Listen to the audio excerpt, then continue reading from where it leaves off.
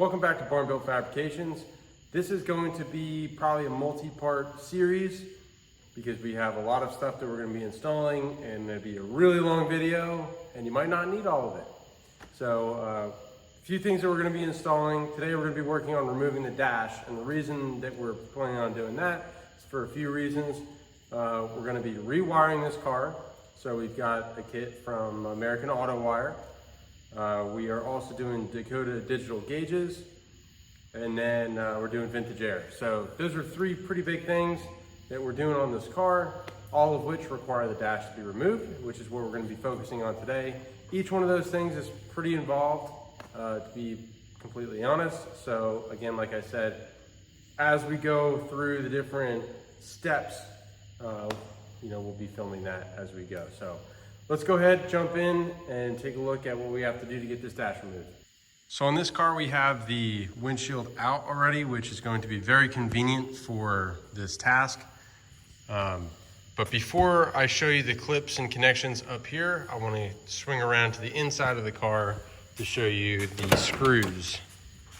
So for us, the screws are already out, but you're gonna would have screws underneath. You're not gonna be able to see them because it's dark. But you got a couple screws underneath the dash pad here, and then there's a few more along the top as well that you need to remove, which I'm not seeing the holes. It's dark in here, but anyways, you got screws along the top and bottoms of this. Once you pull those out, then we'll be swinging back around to the top side here. And in here you have little clips that go in that are very, very prone to falling out. So just be prepared for that. Listen for them or have some new ones on hand. So let me get this in the tripod, and then we'll get this dash pad popped off.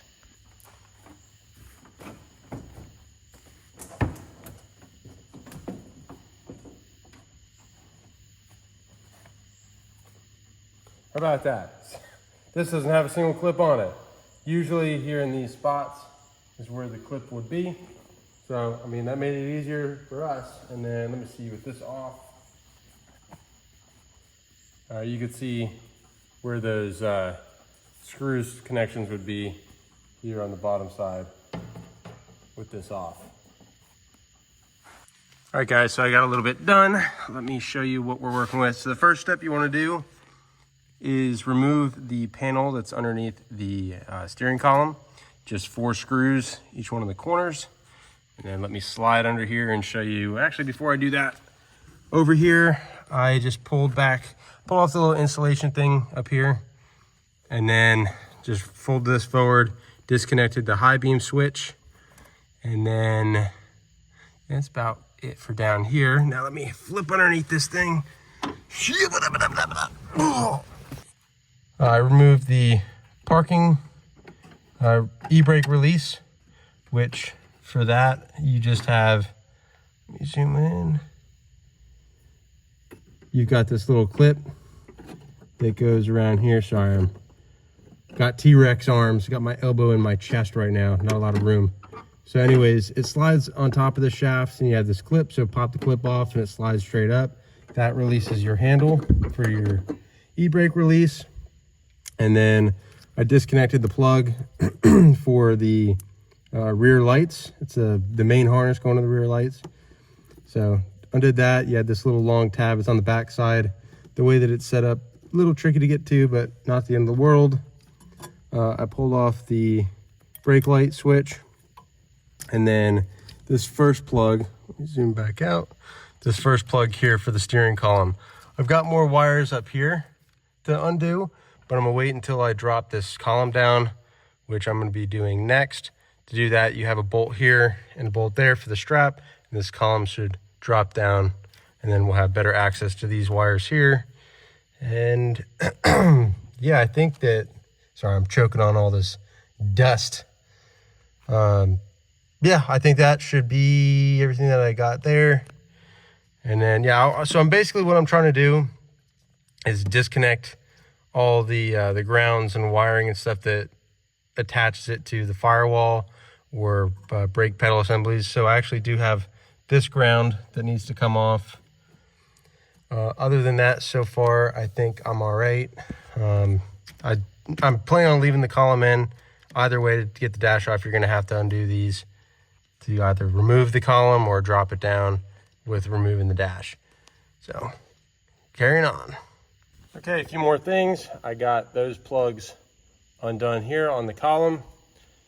And then same thing with the neutral safety switch back there.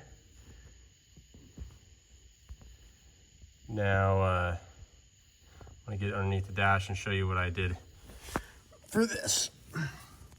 So I removed the fuse box from the firewall. You just have 2 screws that hold that in.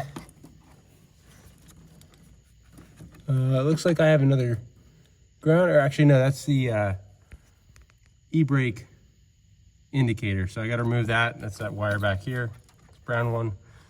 And then I think for the most part, that is all there was. You have the door trigger for your dome light.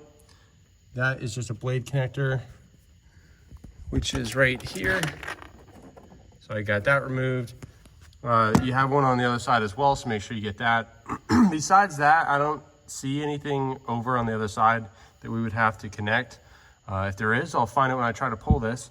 But I'm gonna disconnect that indicator there for the e-brake. And then after we do that, I think that we're ready to pull the dash, which should be, you have 7/16 bolts. You got one here in the middle, another one over here. Then you've got one on the bottom, another one on the bottom here. And then it sits on these little perches on the bottom, so whenever you unbolt it, it's not going to want to just fall down. But you do want to make sure that whenever you undo the top, you're cautious to make sure the dash doesn't fall forward on you whenever you undo that. So that's pretty much the one you want to focus on the most. You do need to undo your speedometer cable if you are running a speedo cable for your gauges. And then other than that, if you're taking out the wiring with the dash like we are, I don't think you have to undo any of the other gauges because it's all going to come out in one piece. I think same thing with this unit here. Possibly not. I might need to remove this whenever we tilt it forward, but we'll let the wires and the connections and all that jazz let us know.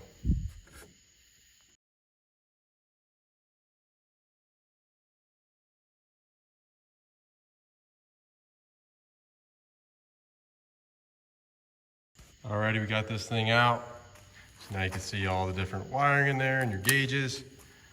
You do want to make sure you're very careful taking this out. Whenever you hold it and are pulling it, it's a good idea to hold it kind of where the center or the steering column is, and then over on these brackets or something for the glove box, because it's heavy on the ends, and if you just grab it in the middle, especially if it's an original dash, it might crack in the middle.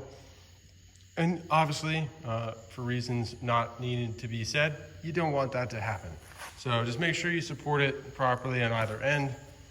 And yeah, so we're gonna be getting into this pretty good, redoing all the wiring, all the gauges, and then I believe doing a bunch of modifications for our AC for the vintage air.